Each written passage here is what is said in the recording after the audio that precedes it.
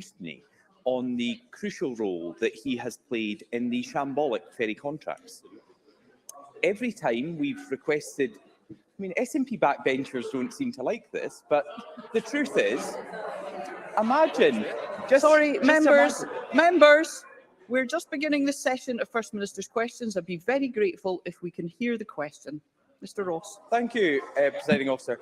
Because every time we have asked for a statement, every SNP backbencher and John Swinney have voted against coming to this Parliament. But today he can't avoid the questions that Islanders and Scottish taxpayers need answers to.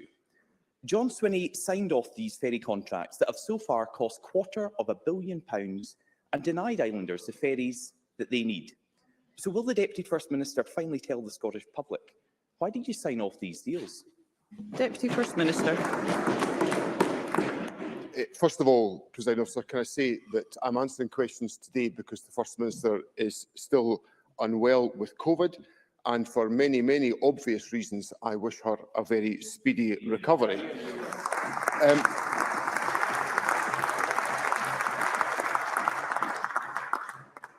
I don't really think Douglas Ross is in the strongest position to question my engagement with Parliament on key issues, because I gave a statement earlier this week, I answered questions last week, and I handled a bill the week before. Unlike some Tory MSPs, you won't find me skiving off to the football for a few days when Parliament is sitting.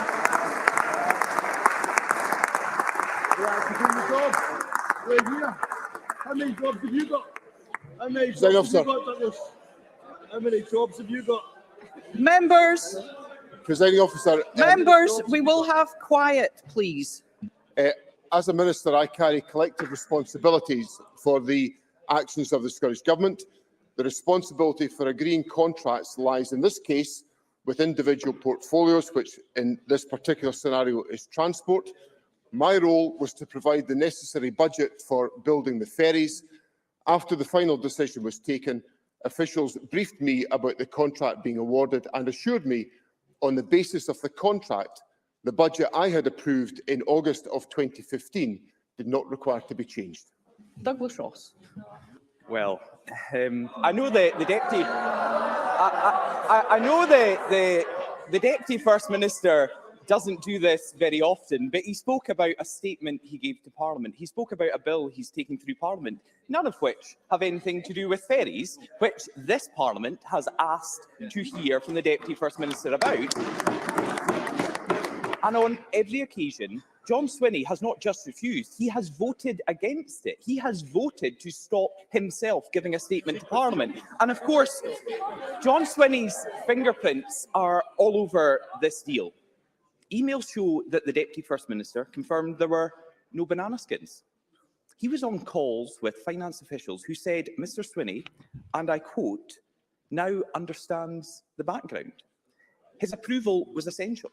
The contract was only clear to award after he signed it off, according to Scottish Government emails. John Swinney charged ahead despite ferry experts warning against the contracts. Despite legal advice that the SNP originally tried to cover up, but they couldn't redact properly, warning of the high risk of the contract being challenged and ruled ineffective. The SNP charged ahead despite the contract missing a key safeguard that is an industry standard. Despite the fact that jobs at Ferguson were already safe, the yard had other options for work. Despite... Members, we simply are not going to be shouting from a sedentary position. Mr Ross, please continue. I mean, it just shows how they want to just push this under the carpet, for it all to go away, that they don't want scrutiny over £250 million. £250 million that has been spent, and not a single ferry for the Islanders that they were promised. So I go back, it was despite there being no agreed design for the ferries, and despite that the Ferguson bid was the most expensive of them all. So can the Deputy First Minister explain to people across Scotland why he approved these deals, despite all the evidence suggesting otherwise? Deputy First Minister. I've made clear already in my answer, my first answer, that I carry collective responsibility for the actions of the Government. So I accept that these decisions were taken by government, but they were taken individually by the Transport Minister. And if I can just give Douglas Ross the benefit of the note that he is quoting from a senior finance official into the system, which says, "Just finished my call with the Deputy First Minister. He now understands the background and that Mr Mackay has cleared the proposal." Now that's it. That's the full That is the complete sentence that Douglas Ross is missing. The decision had been taken, and I was being briefed that there was no change to the financial budget that I had already sanctioned. Why is that answer not good enough for Douglas Ross to understand? Because he's been given that answer on countless occasions.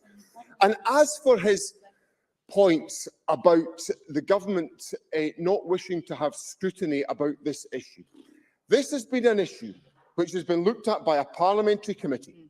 It's been looked at by Audit Scotland. It's been looked at again by another parliamentary committee. It's been the subject of a range of questions here at question time. And what I would say to Douglas Ross is, when he looks at all of the papers, what this contract arrangement demonstrates is that this government was taking actions to deliver ferries for island communities that were required, and we were taking decisions to protect employment on the Lower Clyde. That is a record this government is determined to defend. Well, you have to be pretty determined to defend a record that hasn't built these ferries, that has left islanders without the ferries. And Honest John has missed the second sentence. Mr. Ross, Mr. Ross, we will desist from nicknames in this chamber, and we will call people by their first. John Swinney read out a sentence of an email, but refused to read the second sentence. And I wonder why. Because the second sentence says, "So the way is clear to award." That's the conclusion of the email that reveals the Deputy First Minister's involvement. It was escalated to the Deputy First Minister on the 9th of October 2015 at 17:15. So if SNP members don't want to hear this, the email was sent that the way to award was clear only after it went to John Swinney. So why did the SNP really sign off this deal? It wasn't to save jobs, because we know the jobs were safe. It wasn't the cheapest deal for taxpayers. It was actually the most expensive. It wasn't the most secure contract. It was the most risky. It wasn't backed by experts. They warned against it. They told the Deputy First Minister and others. But against overwhelming evidence, John Swinney signed off the deal anyway. It seems obvious to everyone what happened here. The SNP wanted the political praise for keeping the yard open ahead of an election, so they ignored all of the alarm bells. It looks an awful lot like the SNP made a dodgy deal, and now they're trying to cover it up. So can the Deputy First Minister... Can we please hear Mr. Ross's question? Mr. Ross. I'm grateful. The Deputy First Minister is trying to listen, despite some of the content behind him. So can he really tell the public that there was no political motive behind the award of this contract? Deputy First Minister. There was no political motive behind this contract. The objective of the government was to ensure that ferries that were required are built, and that is what we are concentrating on achieving. And we are also determined to ensure that the employment in the Lower Clyde was supported with contracts coming from the CalMac network. And for Mr. Ross to say that somehow the yard could stay open without any contracts is just to deny physical reality about the way in which a yard would be run. I would point out to Mr. Ross that Audit Scotland went through the procurement process and indicated that the procurement process was entirely standard, resulting in Ferguson's becoming the preferred bidder. And on that basis, the Transport Minister took the decision to award the contract, as the note says. He now understands the background and that Mr Mackay has cleared the proposal. And Well, Mr. Ross is trying to invent something else. He's trying to. So, what I've explained to Parliament, consistent with my obligation. Deputy First Minister, we're having a continuation of quite a lot of heckling, and I'd be very grateful if members could resist the temptation, and very much like to hear the Deputy First Minister. So, consistent with my obligations under the Ministerial Code to give truthful answers to Parliament, I'm making it clear to Parliament that the memo that Mr. Ross is quoted from is simply recording the fact that I have been briefed about a decision that another minister has taken. And therefore, the way is clear to award the contract because I have been briefed, the budget is in place, and Mr. Mackay's decision can stand. Now, Douglas Ross can go around smearing and inventing all the information he wants, but the people of Scotland will see through his grubby tactics today. Douglas Ross.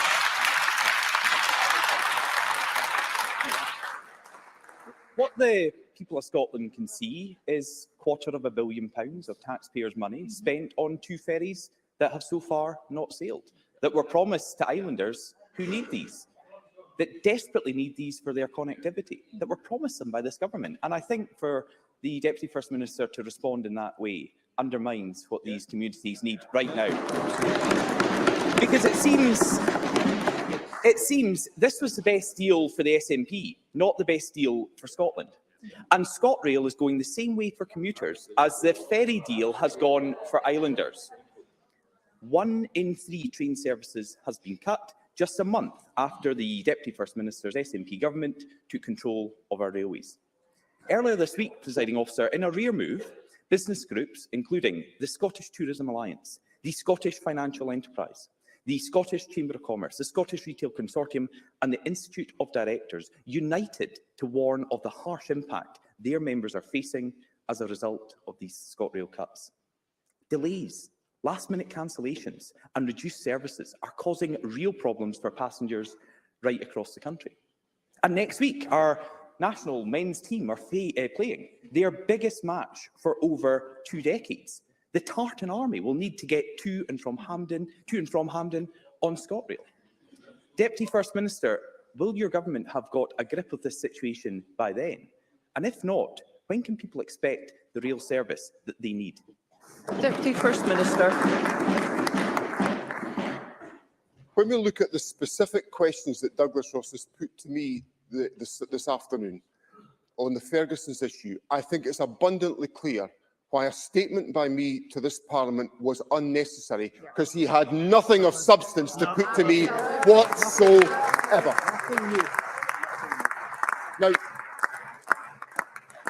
Presiding Officer, I've been around this chamber for a long, long time, and there's an assessment often been made that when a political leader changes the topic of their question in the run of First Minister's questions, it's an indication they are in trouble. And that's exactly where Douglas Ross is.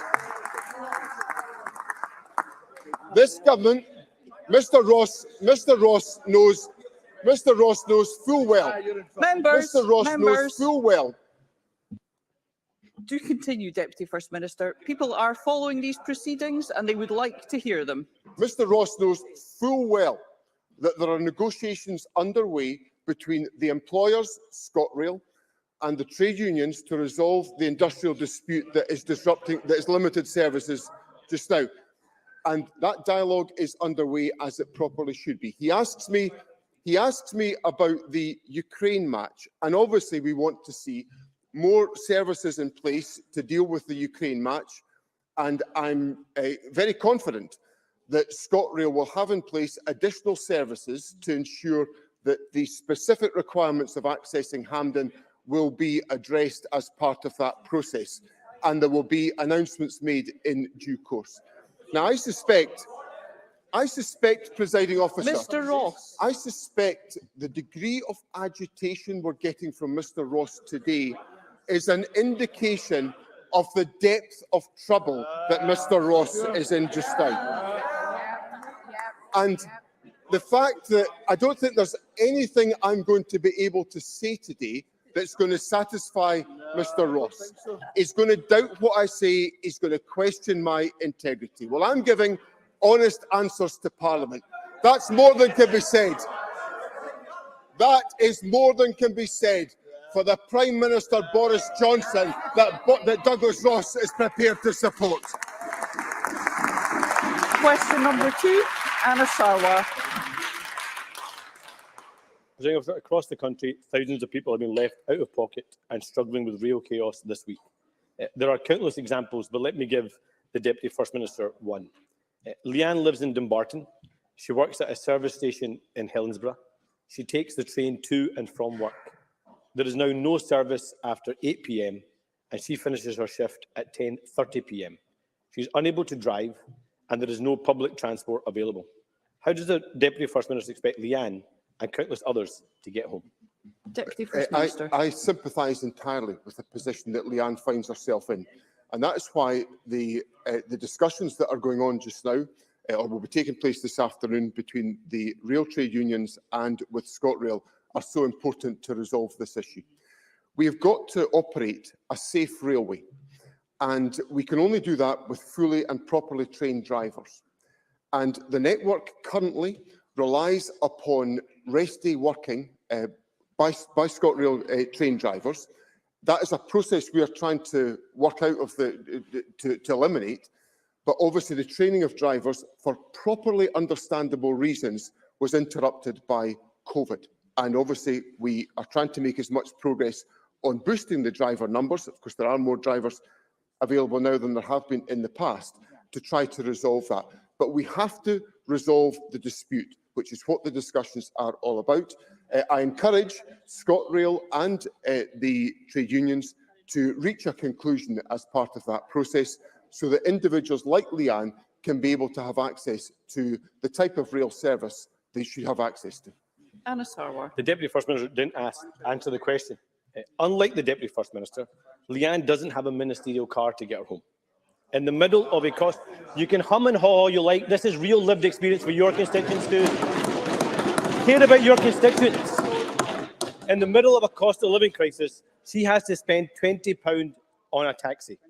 That means she has to work 2 hours just to pay to get home. That's the reality for thousands of people across the country. Let's look at the facts. At the start of 2020, there were 2,400 services a day. In February, this Scottish Government made a permanent cut of 250 services a day. And this latest chaos sees that number increase to almost 1,000 services cut a day. And the message from ScotRail and the Scottish Government is simply to make your own arrangements. Normally, when there's a significant disruption on rail services, a replacement bus service is provided.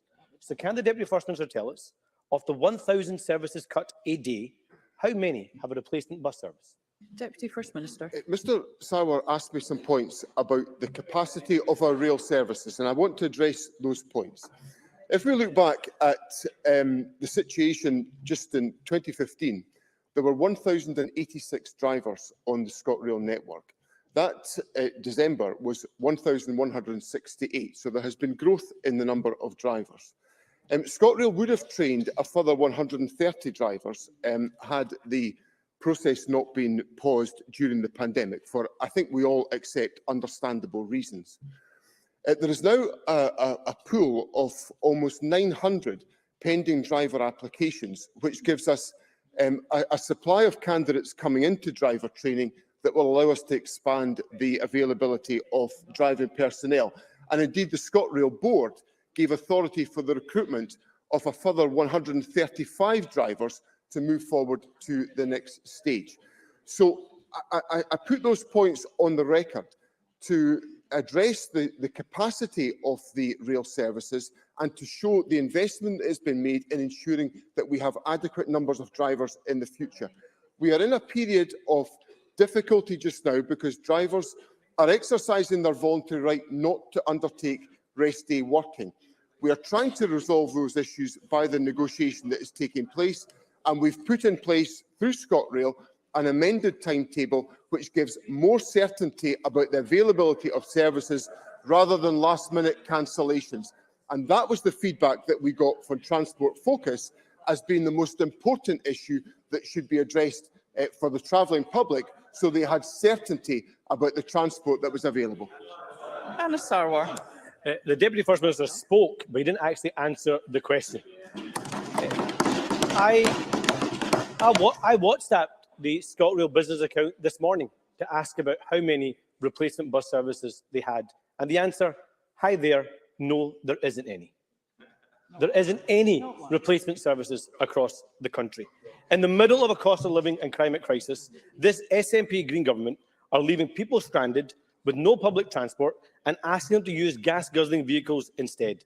What this failure means in practice is tens of thousands of people struggling to get to and from work, more people out of pocket and made poorer, millions lost for local businesses, and the industries that suffered so much during COVID taking another hit. While this Deputy First Minister and his colleagues have 28 chauffeur-driven cars, costing over £1 million to get them to and from their work, this SNP Green government is cutting 1,000 rail services a day, offering no replacement bus services, and forcing people to work hours just to pay for a taxi home. Shouldn't he and every other minister hand back the keys to the ministerial chauffeur cars until they get this sorted and get Scotland moving again? Deputy First Minister. What this government is doing is providing practical help to people with the cost of living. So, for example, the Scottish Government, So help your constituents. for example, the Scottish Government has doubled the child payment in Scotland from to £20 per week. It'll go up to £25 per week, and none of that support is available in any other part of the United Kingdom, including in Labour-run Wales. In addition to that, the Scottish Government has assisted individuals with council tax support. We've assisted individuals with direct support through carers allowance, for example, and other measures. Now, while we are doing all of that to support the cost of living crisis that's been faced by members of the public, what is the Labour Party doing? The Labour Party is getting into bed with the Tory Party in council administrations around the country. So, when Anna Sarwar told the country on the 5th of May, don't reward the toxic, out-of-touch, corrupt Tory Party with your vote, what is the Labour Party now doing?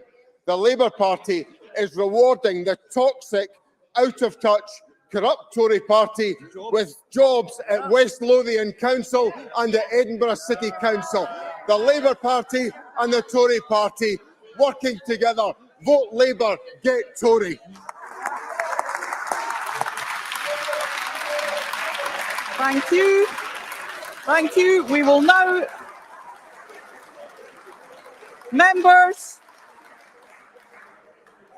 We will now move to general and members, until we have silence, I will not proceed with the next question. We will now proceed to general and constituency supplementaries, and I call Graham Day. Thank you, Presiding Officer. The Deputy First Minister will be aware that this year marks the 40th anniversary of the Falklands War, a conflict which claimed the lives of members of the Scots Guards and 4-5 Commando based in my constituency. I wonder if he shares my disappointment that the UK Government's Falkland Veterans Concessionary Flight Scheme remains suspended, denying holders of the South Atlantic Medal and next of kin their only realistic chance of visiting the islands at this poignant time. I understand that the scheme was paused because of the pandemic and that there have been indications it might resume at some point later this year. But would the Deputy First Minister join me in calling on the UK Government to restart it as a matter of urgency, so that those for whom this anniversary means so much can, if they wish, visit the Falklands and pay their respects to fallen comrades? Deputy First Minister. Presiding Officer, it's understandable that non-essential travel to the Falklands was suspended in 2020 due to the COVID-19 restrictions, but I very much agree with Mr Day, who of course pursued many of these issues as the Veterans Minister for some time, that it's extremely important that the flights resume at the earliest possible and practicable time, especially in this 40th anniversary year, which I appreciate also is the subject of a member's debate in Parliament on this topic. The Cabinet Secretary for Justice and Veterans has written to the Secretary of State for Defence to seek clarity on the projected timeline for resumption of the flights and to impress on the Secretary of State the importance of continuing to provide this critical support to veterans of the 1982 conflict. Tess White. Thank you, Presiding Officer. A week before the census deadline, National Records of Scotland announced only 84.8% of households had filled in the census. In Dundee, almost a fifth of households hadn't completed it. In Glasgow, it was close to a quarter. Last year, the return rate in England and Wales was 97%. With just 5 days to go, does the Deputy First Minister agree the census has been a disaster from start to finish and that it was a mistake to separate the Scottish census from the wider UK census? Deputy First Minister.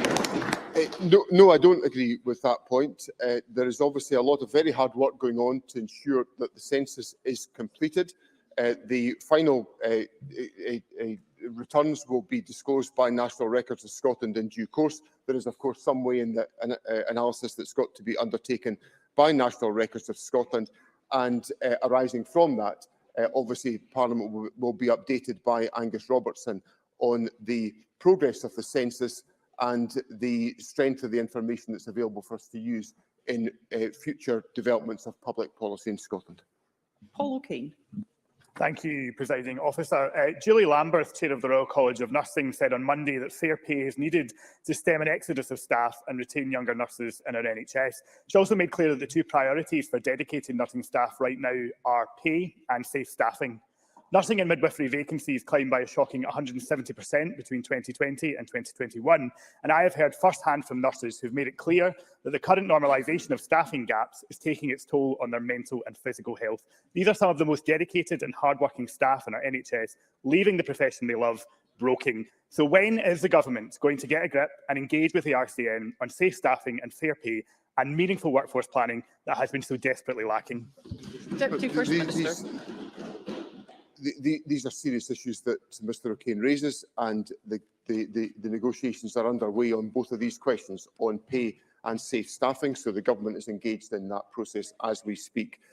We are working to ensure, within the significant constraints in which we are operating, that we can address the issues that are of concern to members of the Royal College of Nursing. I would point out to Mr O'Kane, of course, that nursing and staffing levels in the National Health Service are higher than they were when we came to office and are at record levels, and will continue to support nursing staff in the excellent and outstanding work that they do, upon which all of us depend. Christine Graham. Thank you very much, Presiding Officer. Deputy First Minister, a vulnerable constituent, a young man with Asperger's in my constituency, rents a small cottage on a farm in Peebles. His predicted electricity bills were £35 per month, but he's actually being billed £1,500 a month. Technicians appear and advise he's probably receiving bills from the farm, so he's now sitting with a so-called debt of nearly £4,000. Despite efforts of my office to get Aon to respond and even get in touch with the Chief Executive, we've had radio silence. Does the First Minister agree with all the bad publicity surrounding profits that Aon has and recommendations that customers should get in touch if they have financial difficulties due to their costs? This does not inspire confidence. Deputy First Minister. Well, it's, on the basis of the information that Christine Graham has put to me, that is a very serious situation. I know Christine Graham well. She is an assiduous constituency member of Parliament, and I'm absolutely certain that she will pursue Aon with tremendous energy to get answers and engagement, and I would encourage Aon to engage, and if there is anything that government officials can do to assist, I would be happy to arrange for that to be provided. I think the case that Christine Graham raises is an illustration of the severity of the situation that some individuals will be facing in our society. They need the support of their members of Parliament in these circumstances, but the government also funds Advice Direct Scotland to provide free advice, support and assistance to households, and I would encourage anybody who needs that assistance to secure that assistance. And obviously, the scale of energy bills is a significant problem for individuals in the period that lies ahead. Sandesh Gulhani. Thank you. 1 in 25 Scots is severely obese, but the backlog of waiting times pre-pandemic has led to Scots in desperation flying overseas in increasing numbers for bariatric surgery, with one medical tourism organiser flying around 60 people per month from Scotland to Turkey. However, we're seeing an alarming number of patients returning from overseas surgery with no effective aftercare plan, as I was told by someone who recently returned from Turkey, or complications such as leaking of stomach contents or having a hernia.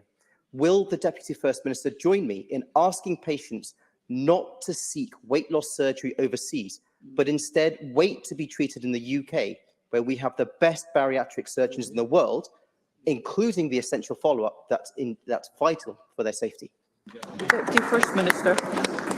I'm happy to associate myself with the call that's been made by Dr Gohani. I saw some media reports on this subject this morning that highlighted the point that he makes, that whilst travelling overseas may secure initial treatment at a faster pace, the complications and implications of that are then carried by the National Health Service, and that can be a significant burden for the health service and for individuals as a consequence. So I wholeheartedly endorse the point that's been made by Dr Gohani and encourage individuals to follow the advice that he's given to Parliament today. Colin Smith. Thank you, Presiding Officer. Today, my constituent Marion Reid, along with other survivors of Fernethy House Residential School, have come to Parliament to highlight their plight. So far, more than 200 brave women have come forward, and I suspect that's the tip of the iceberg, and shared their traumatic, awful experience of physical, mental and sexual abuse at the hands of staff at Fernethy in the 1960s, where the young, vulnerable children were sent, supposedly, to help them recover from illness. Those women understandably feel that no one is listening to them.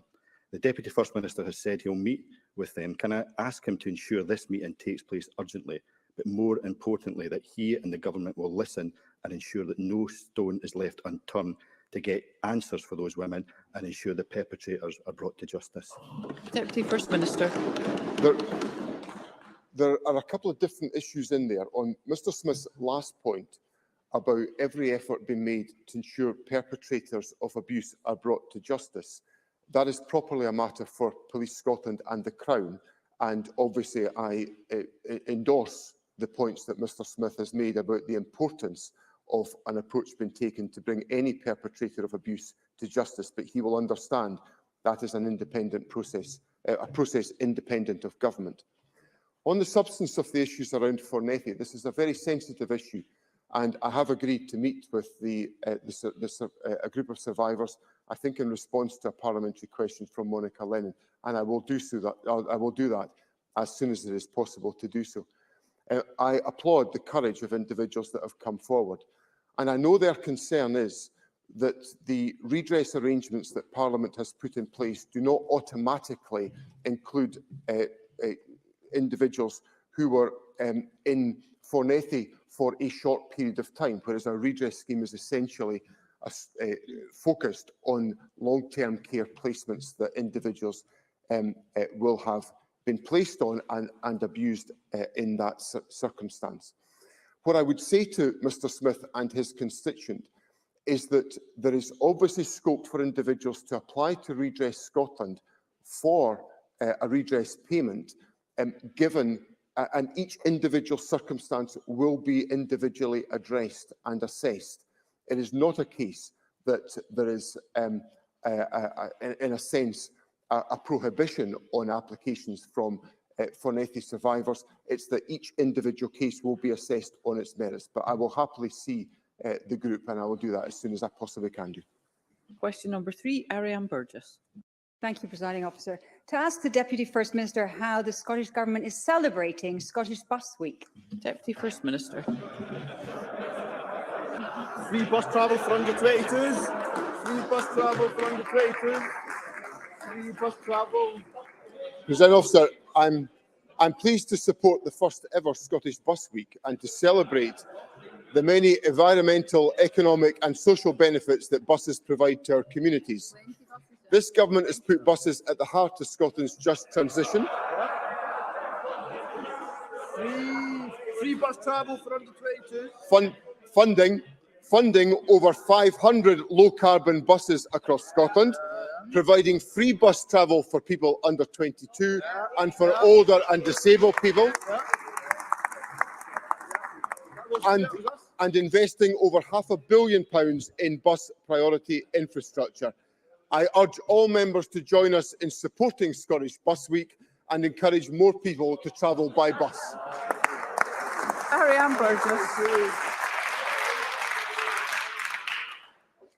Thank you, Deputy First Minister. Thanks to the introduction of free bus travel for under 22s delivered with Greens in government, over 300,000 young people across Scotland, including 20,000 in Highlands and Islands, are now enjoying free low-carbon travel. Here in the capital, the proposed SNP Green Council Coalition agreement included significant measures to increase bus patronage. Is the Deputy First Minister as shocked as I am that rather than embracing progressive politics, Labour have put these positive measures at risk by colluding with the Tories to cobble together an administration? Can the Deputy First Minister outline how the government will work collaboratively to provide quality bus services across Scotland? Deputy First Minister. Well, Presiding Officer, as a consequence of the partnership that has been agreed between the Scottish Green Party and the Scottish Government, young people rightly travel for free under the age of 22 as a consequence of that agreement. And because of that agreement, I think there was an opportunity in other parts of the country to go further in relation to this type of collaboration. And I'm only sorry that in the City of Edinburgh, the Labour Party's collaboration with the Conservative Party has thwarted further ambitious proposals being brought forward.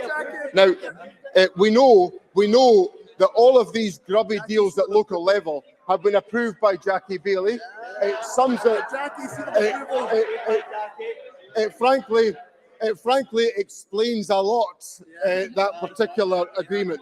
But I very much regret that there wasn't the opportunity to take forward some of these proposals and to advance the interests of people in Scotland by the collaboration that we've seen in this Parliament.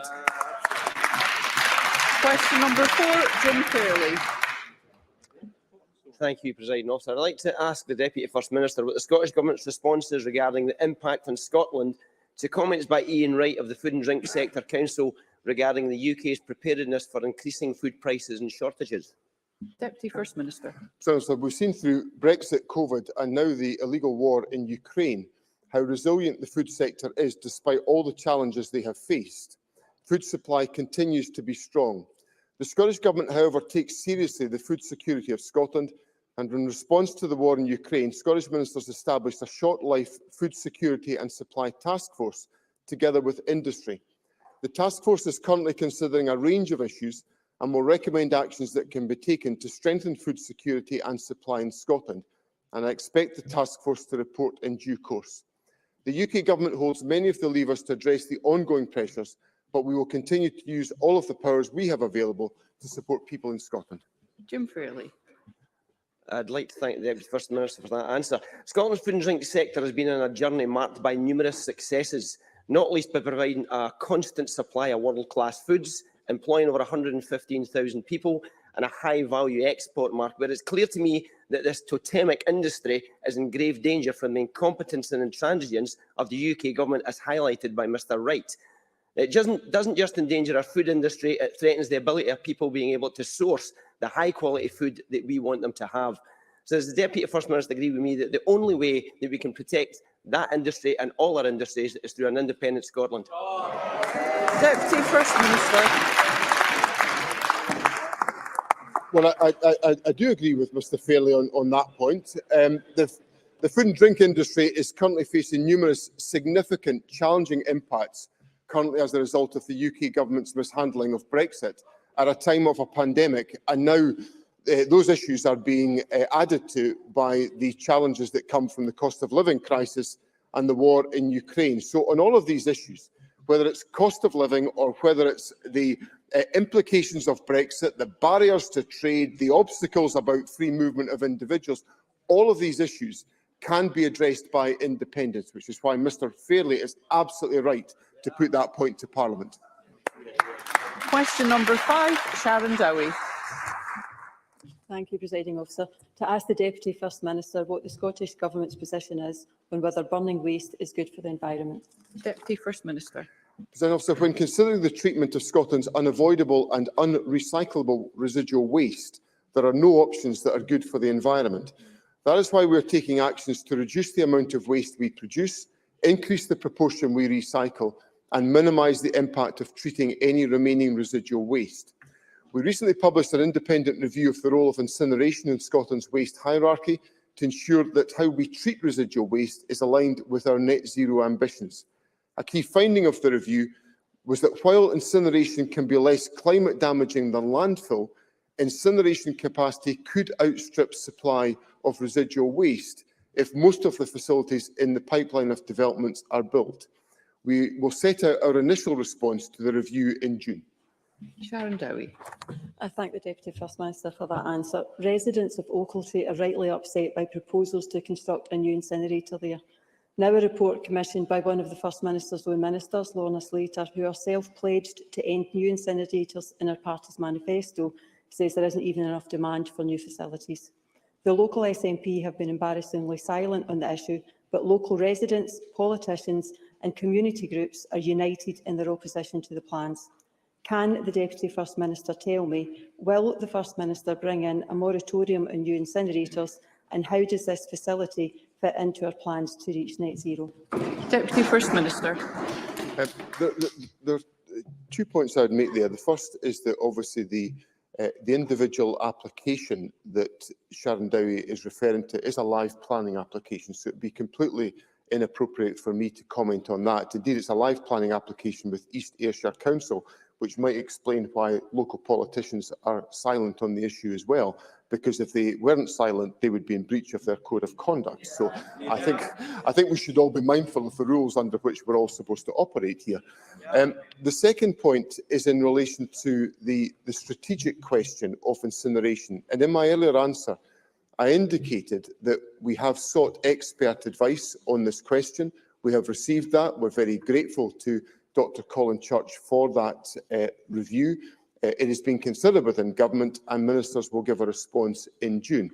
And the point I made in my original answer about the risk that if all of the developments that are being proposed were consented, we would end up with more capacity than would be justifiable with the level of residual waste is obviously a factor that has to be considered as part of the exercise in reviewing the whole question of incineration, which ministers will respond to Parliament about in advance of the summer recess.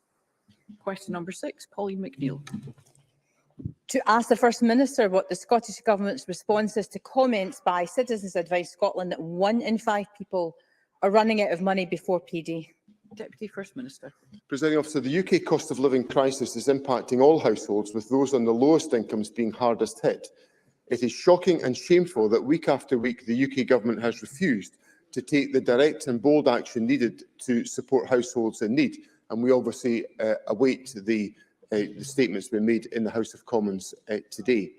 We've repeatedly urged the United Kingdom Government to use the levers they have, including introducing a windfall tax, cutting VAT on energy bills, increasing the warm home discount and following our lead in uprating benefits.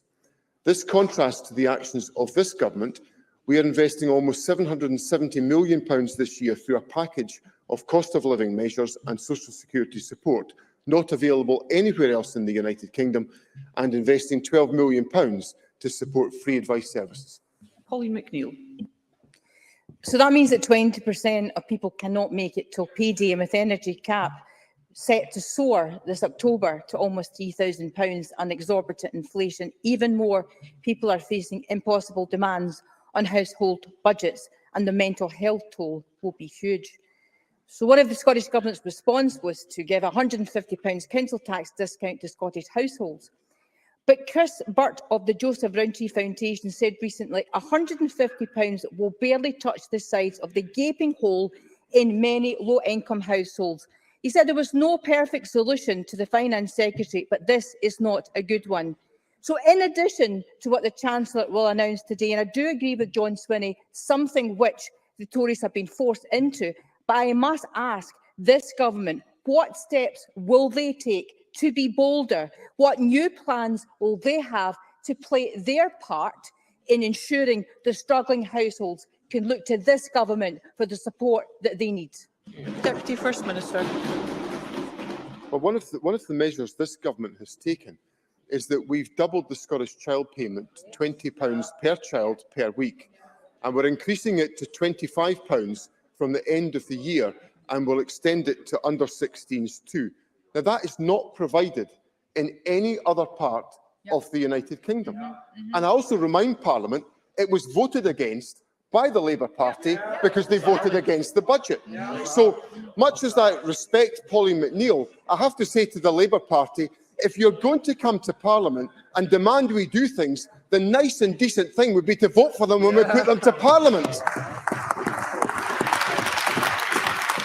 And the second thing I'll say is that, yes, we will await what the Chancellor has said or is saying. I'm not sure if he's doing it at this precise moment. But rather than complaining about what the UK government isn't or is doing, why don't we have the powers in this Parliament to take the actions that will remedy the situation? And of course, lastly, Presiding Officer, it all comes down to the decisions that are also taken by individual public authorities in Scotland.